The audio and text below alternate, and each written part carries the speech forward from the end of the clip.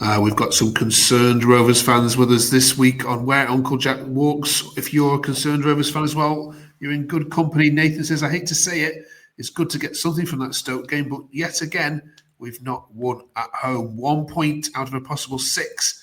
We played Swansea and Stoke. It simply isn't good enough. Is it time to be getting worried about Blackburn's position in the league? We're putting that to our panel. How worried are you at the performances and the lack of points so far? We're asking this team also to pick the September Player of the Month.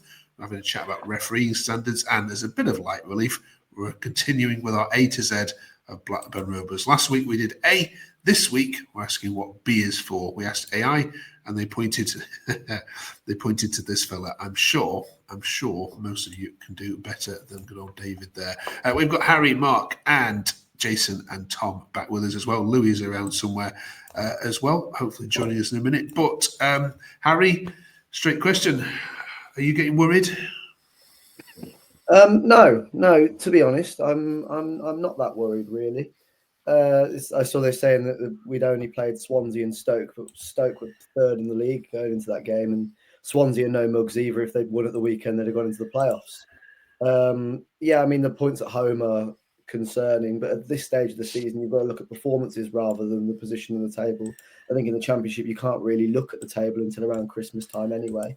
I mean, something came out fairly recently from around this time a couple of years ago, and Coventry were bottom of the league and ended up getting to the playoff final. So it's still very early days. You can't look at the table yet. And I think generally, for most of the games, performances have been pretty solid and we've deserved more than we've got. Swansea was poor, but against Stoke, we were unlucky not to win the game. Again, their goalkeeper, who seems to have a blinder every time we play against Stoke, was on top form to stop us getting all 3 points. But I do think we've generally been quite unlucky and probably have deserved to get more points. Of course, the Ipswich game as well, which, sticky subject, but that could have arguably been another 3 points on the board. I don't think we've had luck on our side, and I think there's plenty of positive grounds to build upon. And likewise, I don't really think we need to be looking at the table just yet. We've got plenty of football left to play, and I've seen probably more positives than I have negatives from Rovers so far. Cheers, Harry. I mean, Mark, from a comparison point of view, when you've looked at other Rovers sides, is this a side that could comfortably be mid-table this season or do a bit more? Or you've got relegation worries like we're hearing from some Rovers fans? I do think we'll be mid-table. I think we have got enough to be mid-table. I am slightly worried and concerned. I think, I think obviously the return 1 point from the home games that we've had so far is a poor return, and you've got to pick up points in your own games in this league.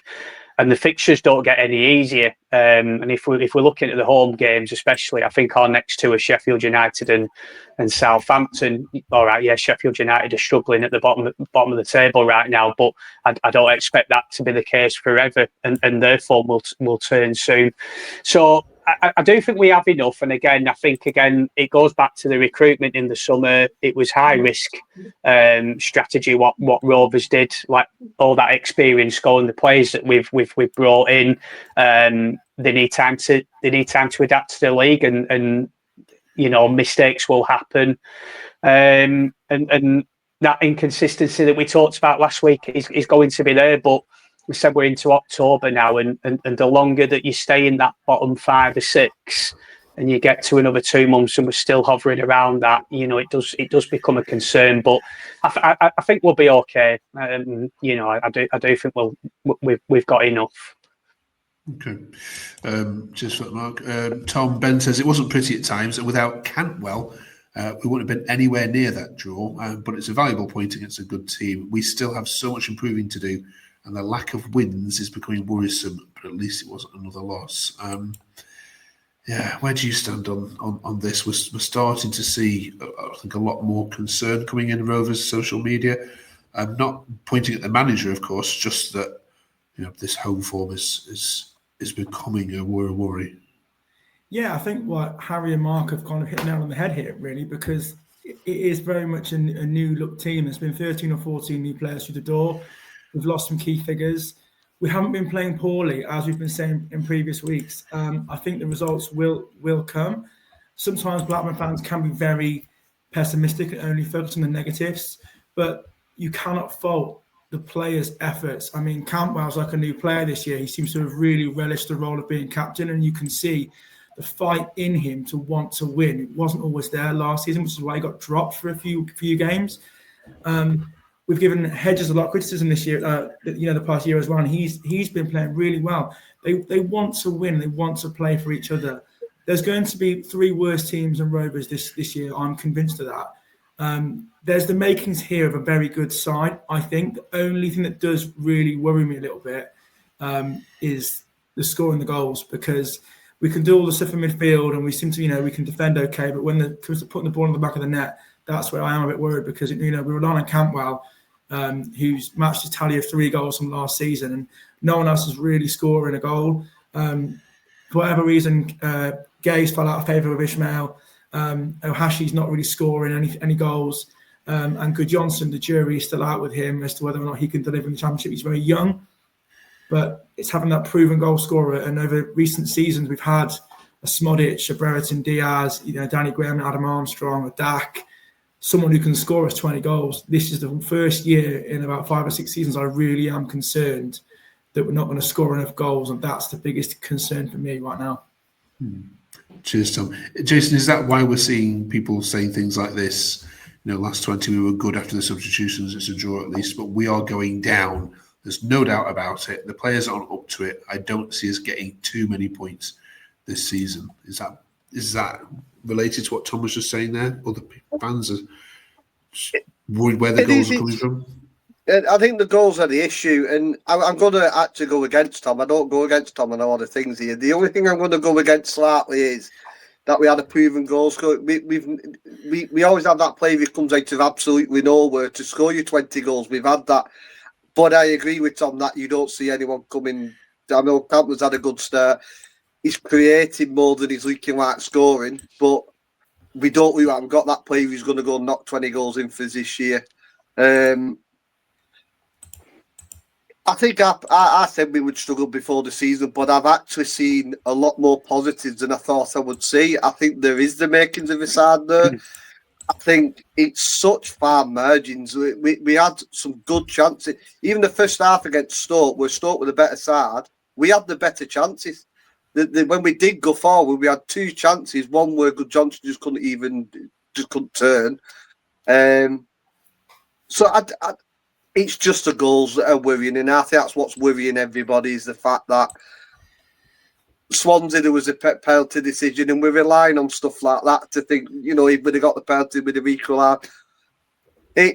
We've got to create more from open play, and it's not a problem just this year. We've had it for a while, and we've always relied on that one man. This season it is Todd Campbell, but he's not going to knock us 20 goals in this season, unfortunately. So, yeah, I think all 3 have hit the nail on the head. It's a new side, a lot of change in the summer, and we don't seem to have that goal scorer this year, which we seem to have someone come from nowhere to do it. But it's early.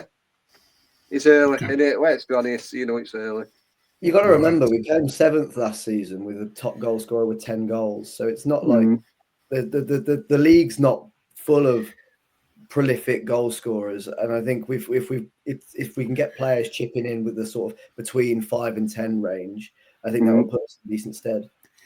The league's not full of quality either, is it, Mark? Let's be fair. In terms of, I'm not sure there's going to be massive gaps between the top, middle, and bottom this season. I think we're a league where all 24 could beat any of the 24 on the day. Yeah, I totally agree. I think it's so open this year, and like I said, normally the teams coming down from the Premier League, you look at those teams, but even with us, you expect them to be there or thereabouts. They'll probably come into a bit more form, but it really is open this year, and I think this is where I get frustrated so much with Rovers, because we get into such a good position. We finished 7th and just missed out on the playoffs last year, and I just think we just seem to take that step back, and we don't push on. We never kick on, do we? We never kick on, and I said it is very, very early doors, early stages yet, but we just don't kick on, with all the players' contracts that run down, all the experience that's gone. Then we bring in.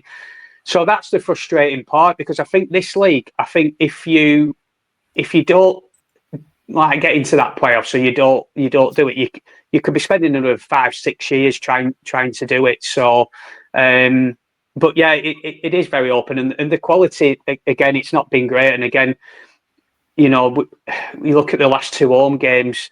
Again, Stoke are up there. Swansea are not doing too bad, but 1 point return from 2 home games like that, it should be more. So as I said, we early, but we need to start putting points on the board, and the longer it goes on, the harder it gets. Okay. Well, to make you feel any better, I don't know if it does, but on our Derby County chat, we were talking about the disappointment of Lewis Travis this week. There we go. For you. They're not very happy with how he started. Right, let's talk about your players though, Harry. Yes, so 68 minutes, Ribeiro was subbed for Deneve. Unreal when he came on, says Sam. Why hasn't he been used before? I think he had a head injury, didn't he, if I remember rightly? It was West Brom, but how good was he? Yeah, he was really good, really quite surprising actually, because I'd never been massively convinced from what I'd seen of him. I know he's only been bit part, but I always thought he was a little bit too lightweight. Didn't quite look up to the standard, but yeah, when he came on, he was really direct, which is something that we haven't really seen from players like Marista in the last couple of weeks. And Cargbo struggled to do that, although I'm sure we'll touch on him in a minute. Just when the ball was coming out to him, really direct, wanted to take players on, get balls into the box, good quality crosses as well. And Rovers' best spell in the game was probably the last 20-25 minutes, and it was all coming through him.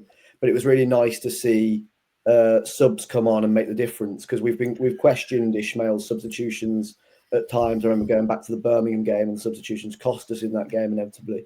But it was nice to see that the foresight to bring a couple of players on that really changed the game and got us the point, and could have potentially got us all 3. Cool. Tom, we did a video a couple of weeks ago about Morishita and how it was going to be the next big thing. And is he flattered to deceive a bit? I mean, Cargbo came on for him and went on and scored. So is he peaked? Did he peak a couple of weeks ago? And he's not really done much since the goal. But again, it's one of those where he signed late on in the transfer window. It's a new culture, a new language, a whole new team for him. He might have been riding the crest of a wave at the start, on emotion, but time will tell with him. I think, again, I never heard of Ohashi, and Ohashi, is a fan favourite. You can't fault his work effort, and he seems like he wants to do really well for the team. But again, it's one of those where it's a totally different beast, the Championship. It's such a physical, demanding league. And I think a lot of these players that come from other parts of the world aren't necessarily expecting what they're going to get. It is a bit of an eye-opener for them. But again, it's so early. It's 6-7 games in. Hopefully he'll come good. Like the rest of the players that have come in the summer, fingers crossed we can get some momentum and move on. Okay. EFL Team of the Week has been announced, Jason, and we've got one Rovers player in there, Mr. McLaughlin. I think yet again, it's his second time we've been in there. Yeah, it's very understated defender. He makes you like him and then think, oh, idiot, he's got a mistake in him, the red card and stuff. But I think since he's come back from suspension, I think he's done well. He's been solid. He's what you expect. He's experienced, and that's why we got him in, didn't we? Losing Danny Burton, he was effectively his replacement. So we need the experience, and he gives us that. I'm not sure what was going on with Scott Watt at the weekend. Did he pick up a knock? I don't know why he was suddenly out the squad. I think he had a knock, and they were like kind of resting him, weren't they? Yeah, he was on the bench against Swansea as well, wasn't he? So, which is a bit where you rested the player. 16 months, 16 months out, and they're trying to kind of carefully so they don't, getting a recurring The injury. rest of the play before an international break doesn't make a lot of sense to me, but I'm assuming he picked up a knock because he's on history of it, and I'm guessing they're trying to tread carefully with Scott Water because a knock can turn out to a season out. We've seen it, so it's. But McLaughlin's, he's. I think once all our centre backs are fit, I think there's going to be an headache there. I think because McLaughlin's done well, around the red card he got. He's done well. He's been solid. Scott Waters had a great season so far. Carter in then out again. So I don't know when we'll see him again. So I would expect McLaughlin and Water to be our main two. I think Miller's doing all right at the moment, but I like his aggression. But I think McLaughlin just gives us that experience we really, really do need in this division, especially with some of the attacking players we're going to be facing in the next couple of weeks. So. Yeah. Well, right. Let's do our September Player of the Month then. If that's okay, Mark, kick this off. Campbell's the obvious one for me. I think everything's just driving through Campbell. He's the only one in my opinion from what I've seen so far this season has got that genuine quality. And everything is driving from him, so I've got to go with him. But a mention as well for the goalkeeper. I think Toff's been, he's been very solid between the sticks. So one of them two. But I think Campbell for me he's just driving everything at the minute. Tom. Yeah, I'd agree both with what Mark said there. I think I've been a massive advocate of Toff this season. As you all know, I did like Ainsley Pears and I thought he was a good goalkeeper, but I think this year since Toff's come in and taken that shirt, he's really made a difference. We could have gone a few goals down if it wasn't for his saves. And he actually made a really good save at about 20 minutes to go, whatever, in the game against Stoke at the weekend. And then we pushed on from that and went on and scored. And if that goal had gone in, we'd have been 2-0 down and it could have been a different story. So I think Campbell will get all the plaudits, like Mark said, but I think Toff is there or thereabouts for also being up there for Player of the Month. Okay. Any different ones from yourself, Harry or Jason? Or should we just go to Campbell? I can't believe that Ryan Alabiossi didn't ever mention, even considering he won. I knew you were going to say him, so yeah, he's got to get a mention. Yeah, good shout. He did win he's been given the Club Player of the Month, but I think we all know how vital Callum Britton was for us last season. Yeah. It was really difficult to replace, but he's come in and it's almost like Callum Britton was never here. He's a really good two-way fullback. He can attack really well, can cross, got loads of pace. Can defend really well as well. So I think he's been magnificent for us this season, I think. Yeah, yes, yeah. Yeah, I agree. Right. But before we do our last item, very quickly, Mark, refereeing standards has cropped up again because of a few issues that have been arisen across a number of games in the last couple of weeks. I don't know whether it's the greasy conditions, the storms, or whether just refs are on a bit of a low at the moment. But how fairly have Rovers' games been reffed so far this season for you? And is it getting thank worse? God you give Mark this one. Oh, no. I'm going to say how long have we got left? Jason, I was definitely not coming to you on this. I was going to say how long have we got left? I could talk all night about referees. I mean, the standard's just poor. It just poor season on season.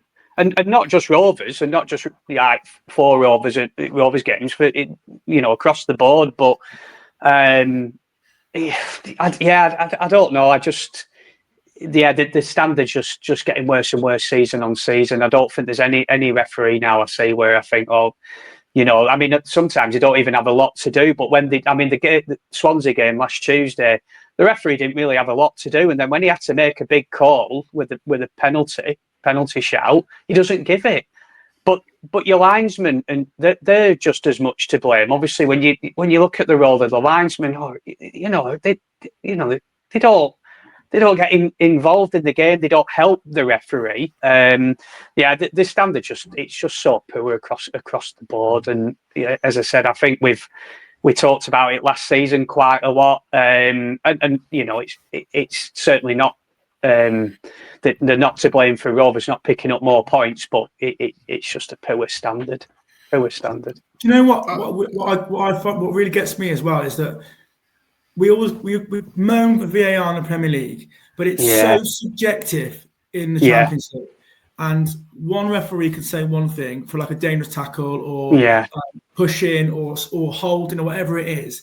And someone else the week later can say something completely different or having a different interpretation of the rules. And that's what we find really grating, because there's no consistency with the decisions being made, and they don't come out and explain why they've done it.